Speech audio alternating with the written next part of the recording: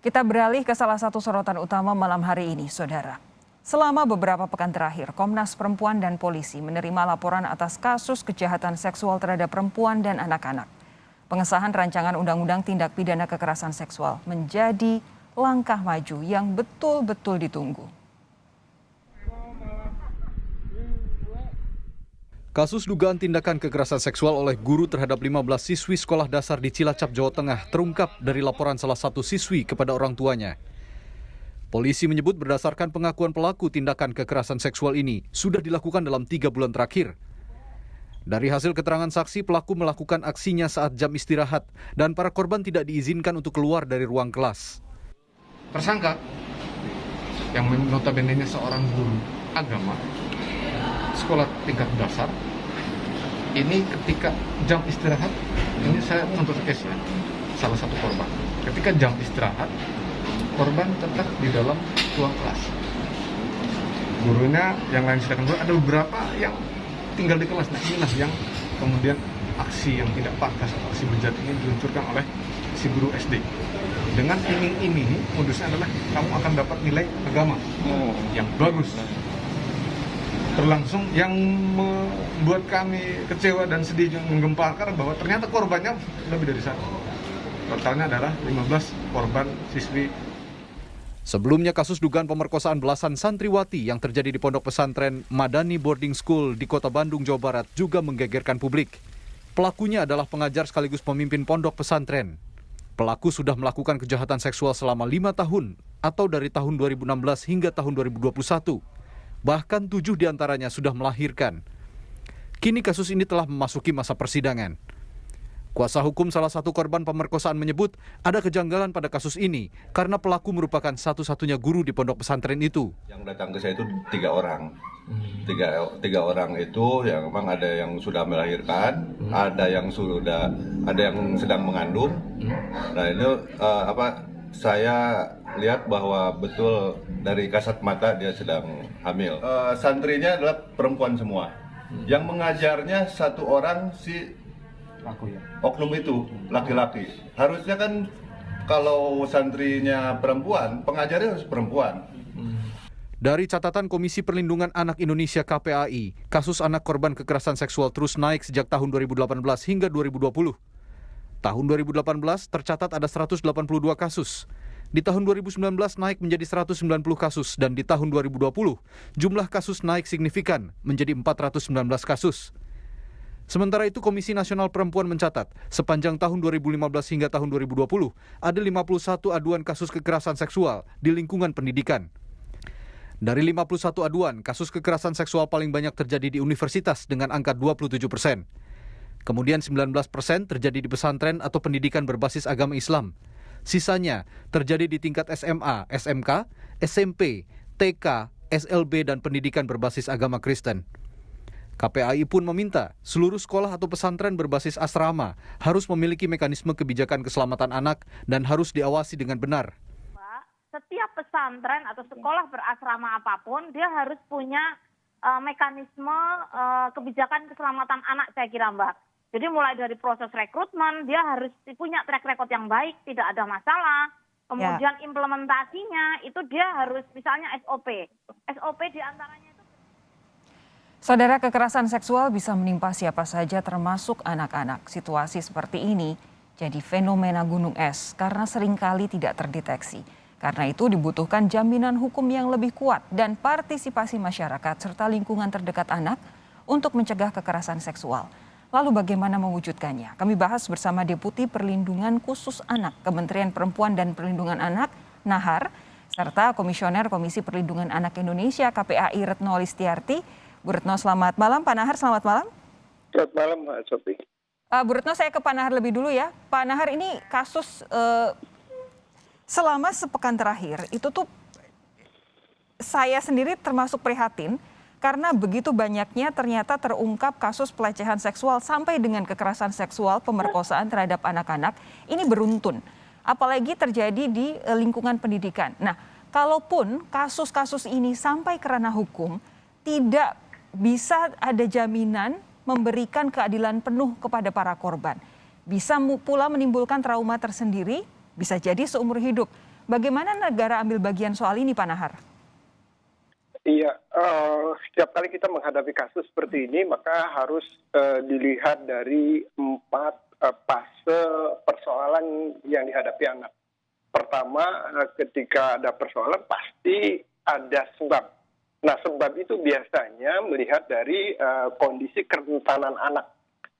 Kerentanan anak itu misalnya dengan iming-iming disekolahkan gratis, orang tua misalnya nggak punya biaya, lalu kemudian menerima tawaran itu, berangkatlah dia. Lalu kemudian bahwa di sekolah misalnya hanya ada 1 guru, lalu kemudian tertutup. Nah ini secara sosial ini rentan. Anak-anak tidak bersosialisasi dengan lingkungannya. Apa yang terjadi di dalam kita nggak tahu. Baru setelah anak mudik, kemudian cerita sama orang tuanya, baru ini terungkap. Ya, jadi ini sistem pencegahannya harus kuat, dilihat dari sisi sebab. Dan sebabnya biasanya karena ada kerentanan anak. Lalu muncullah persoalan. Di fase persoalan, karena rentan tadi, maka muncul misalnya anak, karena setiap hari bersama pengasuh, lalu kemudian kita tidak tahu tujuan pengasuh apa. Tapi kalau dilihat dari izinnya, itu 2016 memang. Tapi saya datang ke tempat, lalu kemudian masyarakat di situ bilang bahwa 2019 baru beroperasi. Artinya bahwa ini ada proses di mana anak-anak ini melalui tahapan rekrutmen, lalu kemudian di sekolah melakukan kegiatan-kegiatan yang ternyata tidak hanya sekedar belajar mengajar, tetapi ada persoalan lain, misalnya kemudian ada kasus persetubuhan, ada kasus pemerkosaan, lalu kemudian ada kasus dieksploitasi secara ekonomi.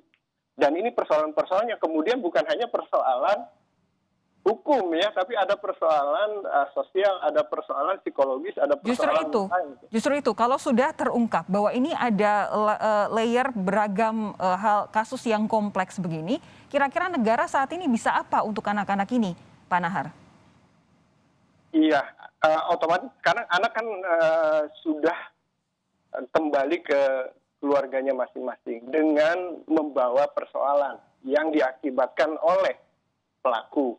Oleh karena itu pelaku harus bertanggung jawab dengan perbuatannya gitu. Dan pertanggungjawaban itu dalam Undang-Undang Perlindungan Anak itu sudah ditegaskan hukuman yang dapat diterapkan secara maksimal. Nah, oleh karena itu kita lihat cek tuntutan terhadap pelaku menggunakan ancaman pidana yang mana gitu. Lalu kemudian apakah itu bisa diterapkan hukuman maksimal seperti hukuman mati atau seumur hidup, atau ditambah dengan kebiri atau yang lain. Ini yang harus kita sama-sama kawal. Untuk urusan hukuman terhadap pelaku ini satu hal begitu. Tapi bagaimana caranya kita memastikan anak-anak ini nanti masih bisa menghindari trauma yang berkepanjangan yang memengaruhi kehidupannya, itu nanti akan saya kulik lebih lanjut. Tapi saya mau beralih ke Bu Retno lebih dulu. Bu Retno, sebelum saya mau tanya Bu Retno kira-kira harusnya seperti apa masyarakat untuk membantu anak-anak ini, saya mau tanya terlebih dahulu. Ini kan fenomena gunung es. Walaupun belakangan ini terkuak banyak sekali, tapi saya yakin jumlahnya jauh lebih banyak lagi yang belum terungkap. Masalahnya adalah anak-anak sering tidak mau bicara. Orang tua pun ketika tahu, mereka juga memilih diam dengan berbagai macam alasan. Kira-kira apa yang sampai sejauh ini situasi yang masih menghambat orang-orang ini untuk betul-betul mau membuka kasus yang menimpa mereka sehingga para predator-predator ini bisa betul-betul mendapatkan hukuman yang setimpal? Ya, pertama saya rasa sistem pengawasan di dalam Kementerian Agama sendiri ya, ini saya rasa ada kelemahan. Nah, karena ada kelemahan, maka tentu ini harus diperbaiki. Yang kedua adalah tidak ada sistem pengaduan, saya rasa. Jadi sistem pencegahannya memang tidak dibuat. Nah, salah satu sistem pencegahan adalah membuat kanal pengaduan. Nah, kanal pengaduan itu harusnya tidak hanya satu, tidak hanya di misalnya di pesantren itu atau di tempat sekolah itu, tetapi juga ada dari misalnya kanal pengaduan KPAI, KPAD, kemudian misalnya Dinas Pemberdayaan Perempuan dan Perlindungan Anak, atau P2T, P2A. Nah ini penting gitu. Jadi dari sisi pencegahannya pun sudah dilakukan. Saya melihat ini lemah banget di semua sisi gitu ya. Nah sehingga pelaku bisa sedemikian bebas melakukan hal-hal yang jelas biadab itu gitu ya. Ya, silakan Bu Retno. Ya, nah berikutnya lagi saya rasa kalau tadi kan peristiwa-peristiwa semacam ini kan tadi orang tua tidak mau bicara, anak juga tidak mau speak up. Ini karena gini ya, korban kekerasan seksual biasanya berat betul tuh untuk bicara karena satu memandang ini sebagai aib, yang kedua kerap kali korban di stigma atau ada intimidasi. Kadang-kadang kalau itu di lingkungan pendidikan, guru juga ikut melindungi rekannya. Ya. Ini misalnya terjadi di beberapa kasus yang kami tangani. Jadi seorang anak SD dia dicium paksa, diraba gitu ya dadanya, dan sampai yang ketiga kalinya dia akhirnya speak up. Saat dia berbicara kepada orang tuanya tentu lapor nih kepada sekolah.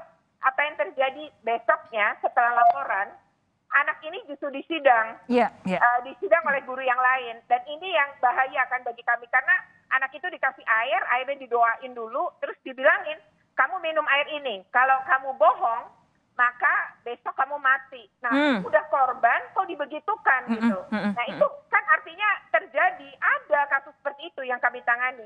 Oke. Nah, kalau untuk kanal-kanal pengaduan tadi Bu Retno menyatakan bahwa memang masih kurang, sangat-sangat tidak efektif. Sampai sejauh ini kan satu-satunya yang bisa diharapkan oleh masyarakat secara umum adalah polisi. Dan mungkin juga dinas-dinas sosial atau dinas perlindungan anak dan perempuan begitu. Sejauh ini cara kerja mereka apakah sudah betul-betul bisa melindungi para korban kekerasan seksual ini, Bu Retno? Saya rasa yang paling lemah tadi ya, pengawasan, kemudian tidak adanya teknologi juga gitu, seperti teknologi CCTV gitu. Jadi ada blank spot di sekolah yang sebenarnya bisa dimanfaatkan oleh para pelaku predator anak. Dalam kasus yang kami tangani di tahun 2018 misalnya dan 2019 terkait kasus kekerasan seksual, itu kan yang tertinggi terjadi di SD.